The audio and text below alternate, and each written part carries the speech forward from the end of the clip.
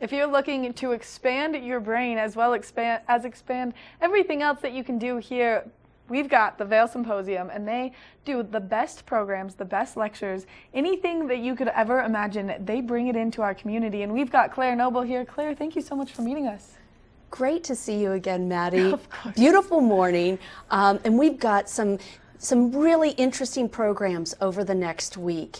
And you know, the thing about the symposium, one of the things I love is that we have people who come to our programs and they're going to do a little mental lifting when they come to our programs. We're going to ask you to think. And our audiences never disappoint because we always save about a third of our program for audience Q&A.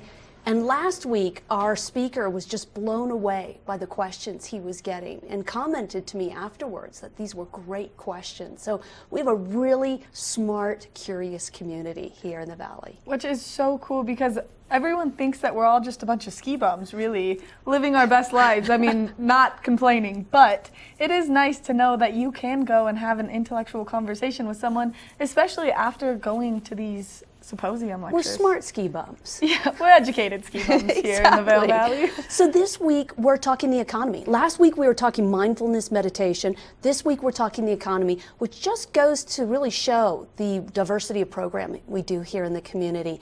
And so we have Richard Bard, who runs Bard Capital, and he's going to be in conversation with Thomas Hoenig. Thomas Hoenig used to be the vice chairman of the FDIC. He just retired. Prior to that, he was the president of the Federal Reserve Bank in Kansas City. So this is someone, both of these gentlemen are people who know the economy. So we're going to be talking about tariffs. Just recently, they announced that they're not going to be imposing this next round of tariffs on China, or they're holding off because trade talks are turning out to be somewhat fruitful. Let's see. They'll probably comment on that. They're definitely going to talk about the debt because the U.S. federal debt has now topped $22 trillion.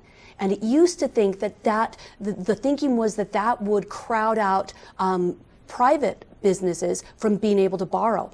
But it actually hasn't been happening. Our economy is going pretty good. So they're going to address that as well. They'll talk about perhaps the impact of the 2018 midterm elections on maybe the economy. And also you're starting to hear rumblings that we've got a recession right around the corner. Some people think it's going to happen this year. Some people think it'll happen early 2020. And so Thursday night we'll find out what these two learned gentlemen think about what's happening with our economy. Kind of give you more of an insight and someone else's perspective rather than just what you see and hear on the news, which is pretty cool because these people have like no opinions that they're coming into it with. They're not going to be biased on either side of any political tolls or anything, which is going to be really cool. That's a great point, Maddie, because this is the whole idea of the symposium, is to take an idea, a concept, a subject, and then really dive deep into that subject, as opposed to what you tend to get online or watching the news, and you tend to get things in relatively short sound bites.